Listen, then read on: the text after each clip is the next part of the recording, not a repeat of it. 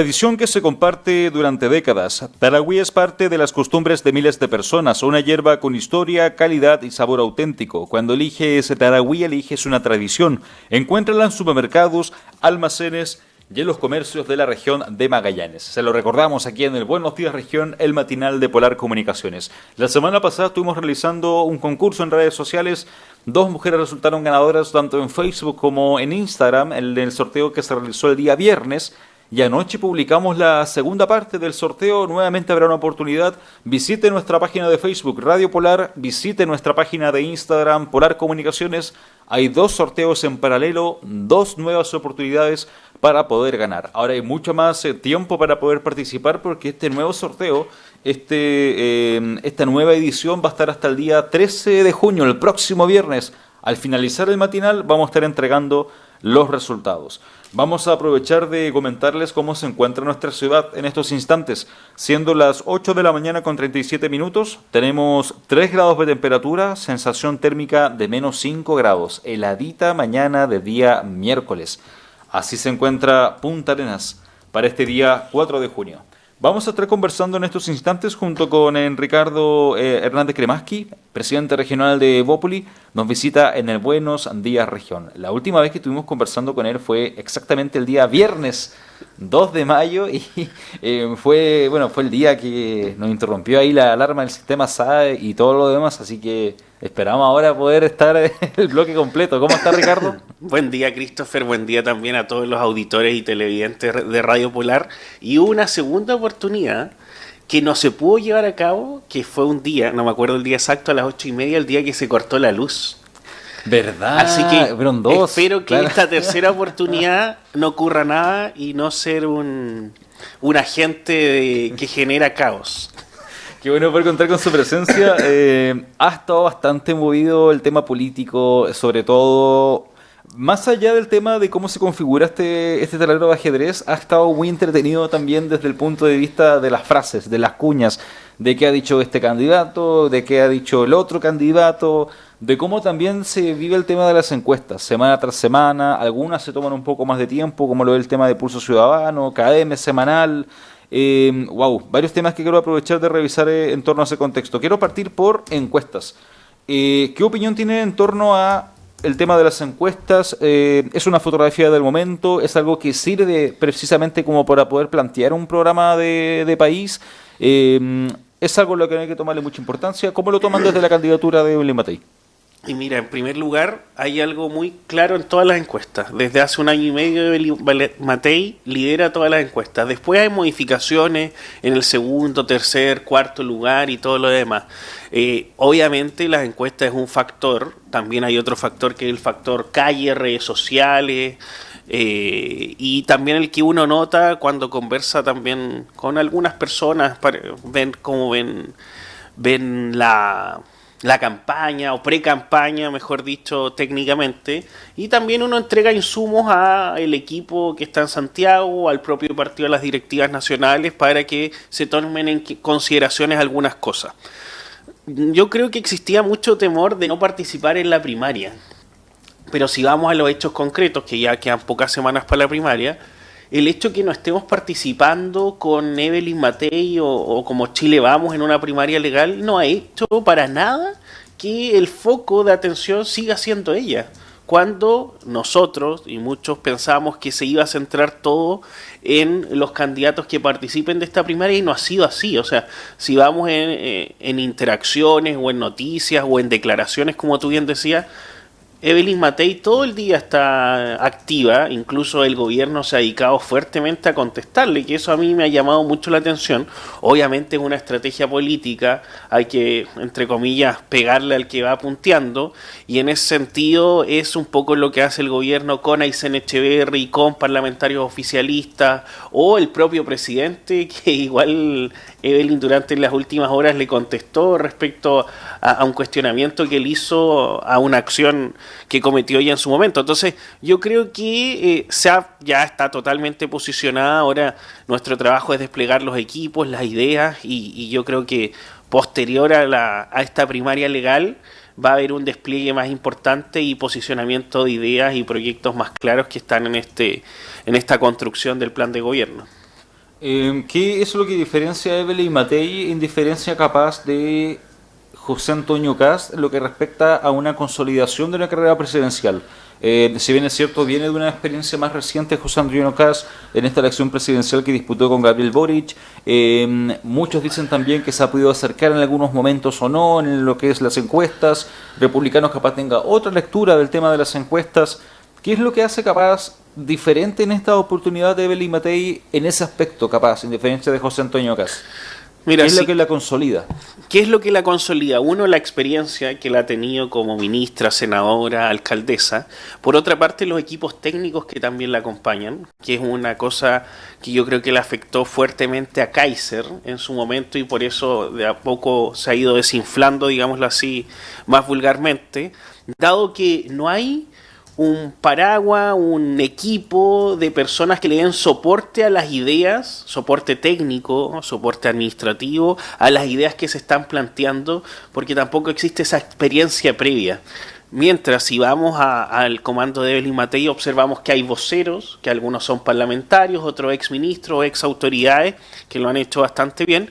Por otra parte, tenemos todo un equipo técnico de personas que están validadas por la sociedad, más allá de un punto de vista político, también técnico. Observamos fuertemente, por ejemplo, a Paula Daza, a Ignacio Briones, a Gonzalo Blumen, la Mary Undurraga, etcétera. Entonces, hay personas que están haciendo aportes importantes y que están de alguna manera trabajando literalmente todos los días en esta construcción de un relato y también del programa de gobierno. Entonces, yo creo que esos son dos factores muy importantes que diferencian a Evelyn de Kaiser y también de Kast. ¿Preocupa o ven ustedes una posibilidad en las primarias de poder conformar nuevamente al bloque, de que no haya una dispersión después de lo que pase el día 29 de junio, el poder contar con los respaldos? ¿Van de ganadores, por así decirlo? ¿Hay sensaciones, aires de que va a haber buenos resultados el día 29, me imagino? Y de ser así, ¿qué es lo que esperan después del resto de las candidaturas? Sí, mira, obviamente uno siempre quiere aspirar a ganador, pero también hay que jugar un poco con la moderación, manejar la moderación y también la expectativa. De repente el ego en política es un poco fuerte, así que hay que controlarlo. Y en ese sentido, claramente, lo que suceda en la primaria va a influir fuertemente en la primera vuelta.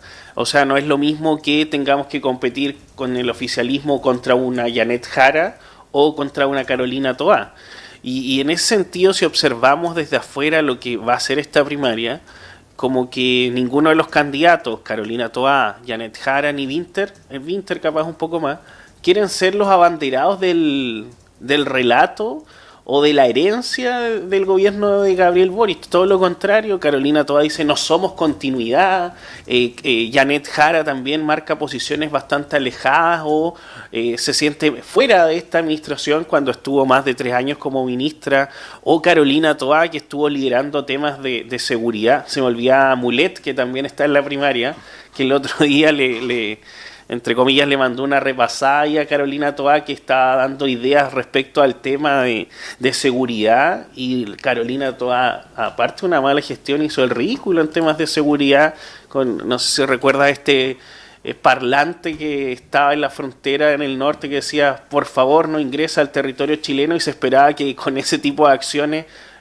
no ingresen extranjeros de forma irregular al país. Entonces, claramente, y si vemos las encuestas también, no hay mucha intención de la gente de centro, de izquierda o independiente de participar de esta primaria, porque no hay ambiente y tampoco los candidatos son muy atractivos y de alguna forma son parte herederos de este mal gobierno.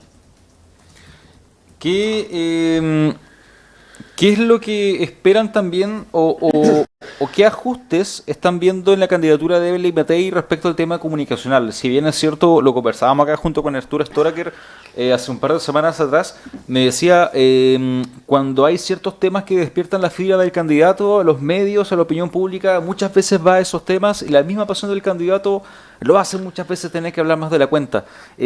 Ha llamado la atención también las respuestas que le ha dado la precandidata Evelyn Matei a la vocera, a la ministra de Gobierno, que la mandó a callar. Hay también un equipo de voceros que, bien usted me comentaba, que parlamentarios, exministros, militantes también de distintas colectividades de Chile Vamos, ¿Qué ajustes o qué cuidados respecto a ese tema como comunicacional, considerando capaz la pasión que hay de Evelyn Matei respecto a ciertos temas? Es, me imagino, también un desafío, un factor de la candidatura. Sí, yo creo que uno de los factores o características que valora la gente también de Evelyn Matei es su espontaneidad y que es una persona directa, que no va a andar con muchos rodeos. Y en toda su vida, tanto parlamentaria, alcaldesa, senadora, etcétera, ella siempre ha enfrentado los problemas con mucha fuerza, energía, decisión.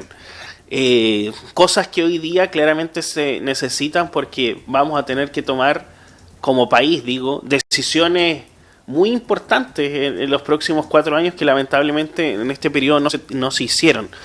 Y, y yo creo que más que regular o disfrazar o modificar las características de un candidato, yo creo que hay que potenciarlas, obviamente regularlas, no ir a todas las peleas, pero sí claramente también cuando hay que ser un poco contestatario hacerlo. Nosotros no vamos a disfrazar a nuestra candidata como lo ha hecho el Frente Amplio, que a Winter le cortaron el pelo, le pusieron un traje, le pusieron corbata, ahora habla de una manera más moderada, con otros términos, parece un socialdemócrata más que un Frente Amplista. Entonces, yo creo que eso también de alguna forma lo observa la ciudadanía y sabe que Evelyn Matei cómo es y cómo va a responder bajo ciertas circunstancias. Y yo creo que eso es súper genuino y súper transparente, porque la gente igual de alguna forma está molesta cuando se modifica una persona para tomar alguna responsabilidad mayor, como también lo hicieron con Gabriel Boric. Gabriel Boric yo no lo había visto con traje, o capaz en muy pocas oportunidades antes de ser presidente, su tono también se modificó, su peinado se modificó, la forma en que reacciona se modificó. Entonces yo creo que hoy día ampliamente es valorado también esa espontaneidad, transparencia necesaria hoy en día para también recuperar la confianza. 8 de la mañana con 48 minutos, estamos conversando junto con el presidente regional de Evópolis, Ricardo Hernández Cremasqui, en el Buenos Días Región. Se estuvo desarrollando también durante el fin de semana la cuenta pública, la última de esta administración, balance, opiniones respecto a aquello y cómo también me imagino pone un punto sobre el programa también. Debe haber cosas de la cuenta pública que la candidatura o en el programa de Evelyn Matei digan esto es importante, esto lo vamos a agarrar capaz mejor, a esto no se le dio tanto énfasis. Balance de la cuenta pública. Sí, mira, cuando la empecé a ver pensé que era una cuenta pública anterior o de la primera cuenta pública del presidente Boric, porque empezó hablando del estallido social, de la pandemia. El estallido social fue el 2019, estamos hablando ya prácticamente hace 6 años. Entonces, generar o instalar que había un contexto que no lo pudo, que bajo ese contexto no pudo desarrollar lo que él esperaba, eso es totalmente falso. O sea, si vamos a emergencias reales, capaz la más importante fue el incendio de Valparaíso en este periodo de administración Boric, pero no tuvimos pandemia, no tuvimos estallido social, no tuvimos terremotos relevantes o alguna catástrofe. Entonces, había muchos factores que generaban que él tenga un buen gobierno, pero recordemos que se abocaron fuertemente en el primer periodo, en el, digamos, primer tiempo, en la convención constitucional, fuertemente con la opción apruebo. El propio Jackson, mano derecha del presidente, nos indicaba que si no ganaba el apruebo no se iba a poder generar el programa de gobierno, y yo me alegro que haya ganado el rechazo, porque realmente el programa de gobierno que nos decía no al TTP-11, no hablaba muchos temas de seguridad, tampoco hablaba de economía, y de alguna forma el rechazo del primer texto constitucional, la desaprobación del presidente, la mala gestión de su mano derecha o de sus ministros ha generado que esas cosas por suerte no se hicieron. Y si evaluamos, lo decían algunos estudios de opinión y que se hacen respecto al texto como tal de esta última cuenta pública, los verbos que se utilizaban generalmente más del 70% eran en presente y futuro, cuando en una última cuenta pública, luego de 4 años, tú de alguna forma esperas que se dé, como dice el titular, cuenta de lo que se ha hecho. Y de lo que se ha hecho se dijo poco porque realmente se ha hecho poco. Hay cosas que son relevantes y icónicas como las 40 horas, la reforma de pensiones, que no es la reforma de pensiones que ellos tampoco querían. Entonces, si vamos a los hechos concretos, y lo dijo el propio Boric, no hicimos lo que queríamos hacer. Y yo creo que eso es súper bueno, que no hicieron lo que podían hacer. Yo no esperaba que hagan, o sea, no me imaginaba y tampoco quería que hagan las cosas que diga el programa de gobierno, porque claramente nos iba a llevar a una debacle importante.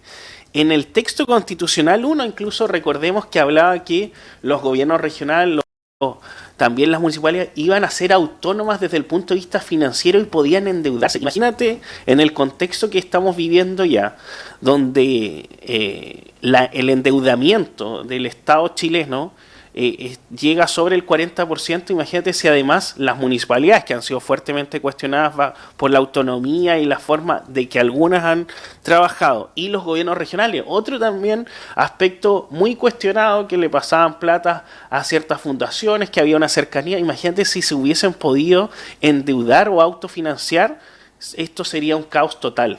Entonces, claramente yo estoy contento que ya se acabe este gobierno, estoy contento que no se hayan hecho las cosas que se prometieron, y no porque yo lo diga, sino que de alguna forma la gente, la ciudadanía fue encaminando ese camino, y decirle a un presidente que tuvo una votación democrática, que llegó al poder de esa forma, le fueron diciendo el camino: ¿sabe qué, presidente? Esto no es lo que queremos y es un mal camino. Entonces, al poco andar, cuando hablábamos de Isquia Siches, ministra del Interior y Seguridad, nos hablaba de Temucuicui, iba a la Araucanía como ir a la playa, y luego vemos que lo dice el vocero acá a nivel local y otros, que este es el gobierno donde más proyectos de ley de seguridad hemos aprobado, donde más recursos se han entregado. ¡Qué bueno! Eso era lo que quería la gente, no quería un territorio autónomo donde un grupo de personas se crea dueñas de ese territorio y haga lo que quiera, o que en temáticas de economía no se haga lo que hay que hacer, como un tratado como el TTP-11. Entonces, que después se aprobó, cuando veíamos al presidente y otros con poleras decían no más al TTP-11, o veíamos a dirigentes regionales y nacionales, no más a AFP, y hoy día, ¿qué se hizo? Se entrega con esta reforma previsional más recursos a la AFP, se fortalece el sistema de capitalización individual, cosa que ellos no querían, por lo cual la gente fue encaminando y diciéndole esto no, presidente, y eso a mí me tiene muy contento. 8 de la mañana con 54 minutos. Durante las últimas jornadas ha ido creciendo esta bolita de nieve, por así decirlo, sobre el tema de las licencias médicas. Y junto con eso también diversos funcionarios públicos que se han visto involucrados en el contacto de sumarios, en este cruce de la información. He tenido la posibilidad acá de conversar junto con el Frente Amplio durante las últimas 2 semanas en la seguidilla de temitas comunicacionales que se han ido enfrentando. El hermetismo comunicacional que hubo respecto a la renuncia de la Seremi de las Culturas, no vamos a guardar silencio, pero vamos a respetar los procesos en curso. Cuando Afucultura vino en mayo del 2024 a conversar con la Seremi, 2 o 3 días después, la delegación presidencial hace efectiva la renuncia voluntaria de la Seremi de las Culturas en la región de Magallanes. Pasa una semana después y se entera el tema del cruce de la información, del tema de las licencias médicas. Se da también la renuncia del jefe de gabinete del Seremi de Desarrollo Social y Familia, también militante del Frente Amplio. Opiniones respecto al tema de licencias médicas, y si es que estas situaciones hacen que en la recta final del gobierno muera la narrativa del Frente Amplio. O sea, yo creo que la narrativa ha ido muriendo netamente por las acciones que ellos han cometido. Y a nivel local es un claro ejemplo. O sea, observamos a la exdelegada Luz Bermúdez, que también se enmarca en este tema de las licencias. Ahí los sumarios darán su veredicto, no voy a opinar de ello, pero claramente hay una anomalía. Lo mismo en este jefe de gabinete, lo mismo en esta renuncia a una Seremi, que observamos que era más protegida que la fórmula de la Coca-Cola, y que estuvo ahí meses Y incluso había un paro nacional de los funcionarios para que de alguna forma ella renuncie. Entonces, claramente observamos que quienes decían que iban a respetar a los trabajadores, quienes en momentos de campaña se acercaron a la ANEF, se acercaron a los diferentes gremios, sindicatos, o lo mismo esta temática del SLEP, que hubo un inconveniente en su momento al iniciar el año escolar. El presidente Boric era muy cercano al gremio de los profesores y vino y ni los escuchó, ni los saludó. Entonces observamos que, siendo súper honesto, utilizaron a esta gente, espero que se den cuenta, y llegaron al poder gracias a, de alguna u otra forma, encantar a estos sectores que hoy día claramente no le han dado respuesta. Y quiero sumar también lo que sucedió con la renuncia de la Seremi del Trabajo, quien conozco y no tengo ningún inconveniente personal con ella, pero se ve bien que una Seremi gane un concurso de alta dirección a pocos meses de terminar un gobierno. Una Seremi obviamente es un actor político, ella lo ha sido, incluso ha sido candidata al Parlamento. Se ve bien que gane este concurso de un servicio que depende del ministerio en que ella lidera a nivel local. Yo creo que se ve mal, ¿ya? Podemos estar de acuerdo o no en las fórmulas, que la alta dirección, cómo funciona y todo lo demás. Entonces, claramente, y observamos que los dirigentes, entre comillas, más relevantes o que han tenido mayor exposición acá a nivel local, son los que más han defraudado a este gobierno. A Arturo Díaz lo sacaron volando de la Seremi Gobierno. Luz Bermúdez lo mismo, ahora está en el caso Licencia. Observamos a otro candidata al Parlamento que tampoco dio el ancho. Al candidato a diputado que fue Seremi Hacienda, también lo sacaron. Entonces, todas las figuras que se veían que iban a florecer, entre comillas, políticamente, no han dado el ancho. Y yo creo que hoy hay una oportunidad única que tenemos que aprovechar. Hablo de todos los actores políticos y todos los sectores, que es modificar el estatuto administrativo. Porque claramente aquí las reglas del juego para el ambiente público y privado son diferentes. Y yo no soy monedita de oro y acá no vengo a buscar aplausos. Entonces, claramente hay una cosa que debemos analizar y observar. Y lamentablemente estas malas prácticas y abusos se generan porque no hay control, no hay fiscalización y también de alguna forma todos quienes trabajan en el ambiente público se sienten, entre comillas, protegidos. Hay muy buenos funcionarios en el ambiente público de los cuales a mí me tocó trabajar y aprender también de ellos en diferentes instituciones en las que estuve. Pero también hay personas que no hacen la pega. Tú en una empresa que cometes algún tipo de cosa como la que hemos conocido, a ti no hay investigación, ni sumario, ni llamas a los gremios nacionales, ni buscas apoyo político. Aquí te vas para tu casa, porque acá hay faltas a la probidad importantes. Y no puede ser que existan diferentes categorías porque una persona trabaja en el Estado y otra no. Entonces se nos abre una puerta importante y yo creo que aquí tiene que haber un acuerdo transversal de todas las fuerzas políticas de modificar el estatuto administrativo y tener sanciones concretas y claras para quienes no cumplen su labor en el aparato público, porque al final afectan a la fe pública, afectan también a acciones, entre comillas, sociales o beneficios sociales como la salud, la educación y todo lo más. Si vemos la lista de las licencias, Junji, Integra, SLEP, servicios de salud, corporaciones municipales, entonces, ¿a quién se está afectando? Sí, al Estado y a cada uno de los contribuyentes, pero también a esa persona que está en una lista de espera, que se va a atender a un CEFAM, o a ese niño que va a un jardín o a una sala cuna, a un colegio público, porque es la opción que tiene. Entonces, claramente aquí se atenta a la fe pública y a la ciudadanía.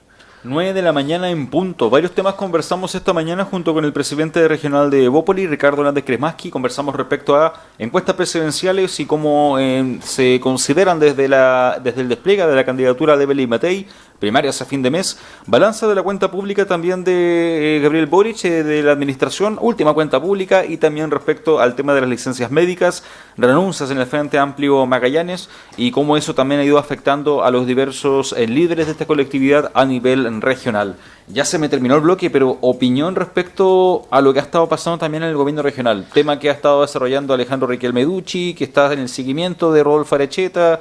¿Qué opina de este hermetismo comunicacional que ha habido por parte del gobernador? Yo creo que le hace mal a la fe pública, a la transparencia y probidad que él prometió, y yo estoy seguro que si todas estas situaciones se hubiesen destapado antes de la elección, el gobernador Frías no gana la elección. O sea, su equipo maltrata a personas, su equipo está en una investigación, al parecer, porque dicen los medios, de falsificación de instrumento público, conexiones con Procultura, mala administración y gestión de la misma. Entonces, claramente acá hay un aire, hay temas que claramente dan a conocer que hay una mala gestión y el gobernador brilla por su ausencia. Siempre que hay problemas, el gobernador está en Santiago, no se encuentra, hay uno subrogante. Me llama mucho la atención cuando alguien dice ser transparente y cuando hay alguna situación crítica, desaparece. Ese es el gobernador Frías. Que tenga buena semana. Gracias, Christopher. 9:01, pausa, ya volvemos.